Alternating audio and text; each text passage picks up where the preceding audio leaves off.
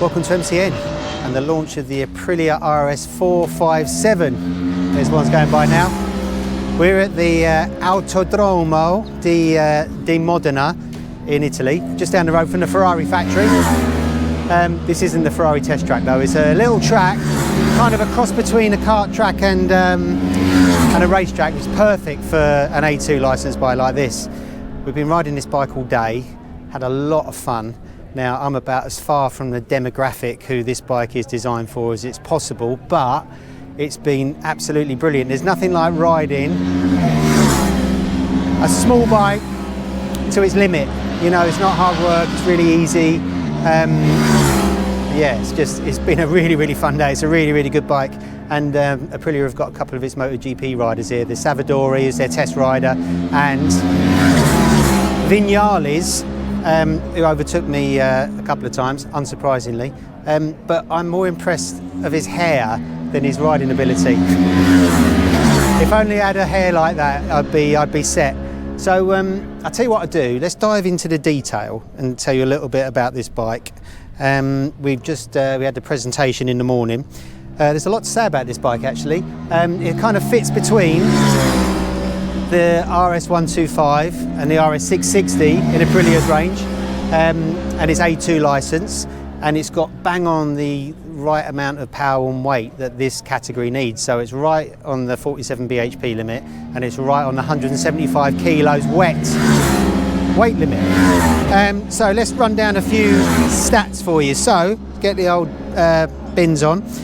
So it's a 457cc parallel twin engine, brand new from the ground up, 270-degree crank.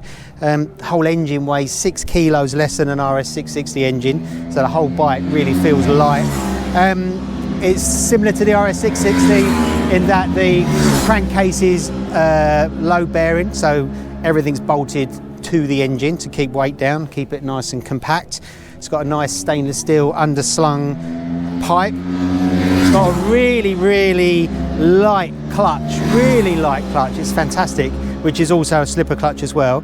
And Aprilia claim it does about 118 miles an hour. So, I mean, around a racetrack like this, you're generally wringing its neck. But it's got quite a lot of grunt as well. You can take corners like a gear higher than you'd expect sometimes. Sounds great. 270-degree crank sounds a bit like a V-twin, quite a deep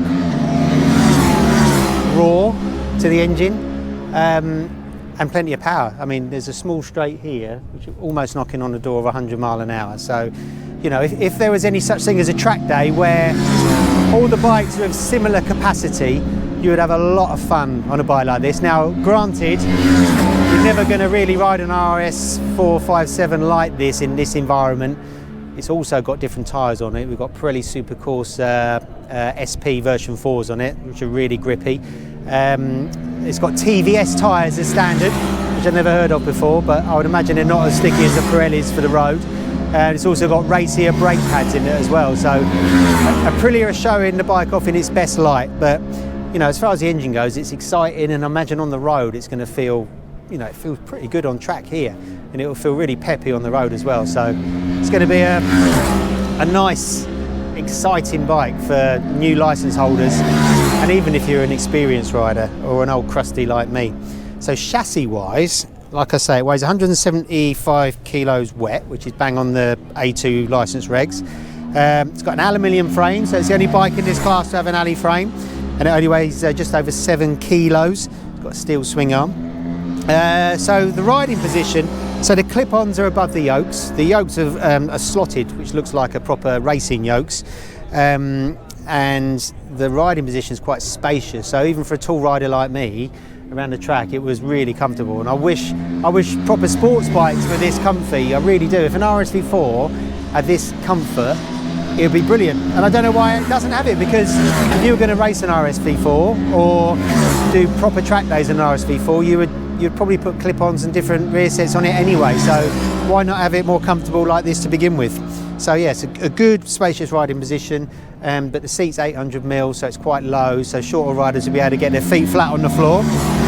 Excellent ground clearance, as we've found out here around the track. No scrapage. Suspension, 41mm upside down forks, non-adjustable, and a single rear shock which is adjustable for preload.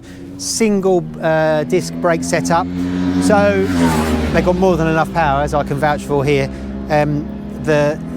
With them only being one disc, there's less gyroscopic effect, so it steers nice and light. The caliper's 4-piston caliper from Byberry, and the 320mm floating disc is the same as they used to put on the pre-2015 RSV4 Superbike, so it's got a bit of kudos there. It's got a single Byberry rear caliper. I've been standing on the back brake a lot here, and the rear brakes are really good with a 220mm disc. The wheels, 17-inch wheels, 150, 60, 70 rear, but only a skinny 170 front. So handling wise, it's really easy. You're not fighting this bike anywhere. It just goes precisely where you want it. You know, if I had to make any criticism, I'd say the forks are a little bit soft. And then because it's such a narrow front tyre, it does feel a tiny little bit too light steering as you turn into corners. It doesn't kind of load up as you'd want. But to be honest, that's a pretty irrelevant criticism, because unless you're going to be doing exactly this kind of track work, it's going to be absolutely fine on the road. It handles beautifully, you know, like I say, it doesn't take any effort to go from side to side. Loads of ground clearance, nice feeling for grip. So yeah, the handling is lovely. You know, it's got all the character of an RSV4 or a Tuono or whatever. Aprilia don't know how to make a bad handling bike, and this is absolutely beautiful. So styling wise, you know, it looks a lot like the RSV4 family, it looks like the RS660. It's got like a fancy fairing with like double skinned for aero, lots of nice little detail, little vents, little slots. Looks absolutely fantastic. LEDs are standard, and then it comes in like black and red, black or white, and it's kind of in those satin finishes that we've come to expect from Aprilia recently, and loads of accessories. Then electronics, so it's got a lot of electronics, ride-by-wire obviously. It's got the same ECU brain as a 660, RS660 and RSV4, so the process is very fast. It can react to things a lot faster than a normal ECU. 3-stage traction control, plus you can turn it off. 5-inch colour dash, which is really nice. Backlit switches, nice touch. Quick shifter up and down, but that's an accessory. And talking of accessories, they do lots of clothing as well as loads of performance accessories, cosmetic accessories, even touring accessories as well. So electronics wise, around the track, it's a sticky tyres. We've got a dry, grippy racetrack, so we've got all the electronics turned off basically.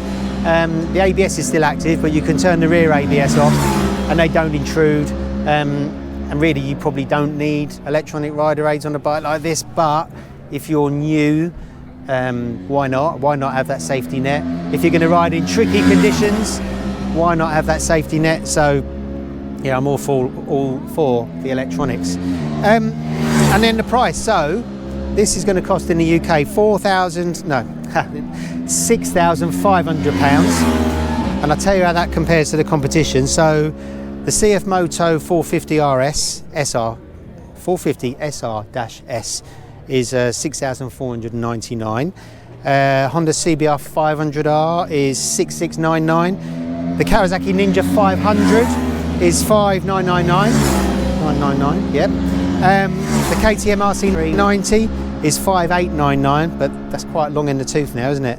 And the Yamaha R3, which isn't quite got the power of this bike, but it's still an A2 licensed sports bike, is £6,505. So the Aprilia is well in the ballpark. So, you know, overall, you know, I think if you're in the market for an A2 licensed sports bike, this is absolutely fantastic.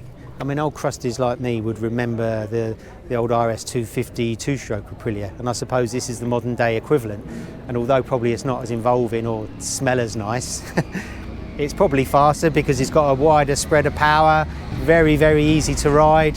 And yeah, I think A2 licence holders have got a really nice choice of sports bikes now, as we've just seen reeling off that list. You know, it's going to be nice and roomy for tall riders, easy to manage for shorter riders. handle beautifully, stop beautifully, lots of character. So, you know, I think if you want your first sort of step onto the proper performance Aprilia sports bike world, then the RS 457 is going to be the bike for you. I'm sure we'll see this engine in other versions of Aprilias, maybe in a Tuono, maybe in something else like that. But to find out how it's going to compare against its competition, we're going to be doing a big group test in a couple of months, where we're going to put all of these bikes on the road and the track and see how they perform. So that's it here for our test in Modena. I'm going to go out and track one more time and see if I can not get passed by Viñales, but I doubt it very much. But in the meantime, thanks for watching. If you like this video, please like and subscribe, and stay tuned for more like this coming very soon.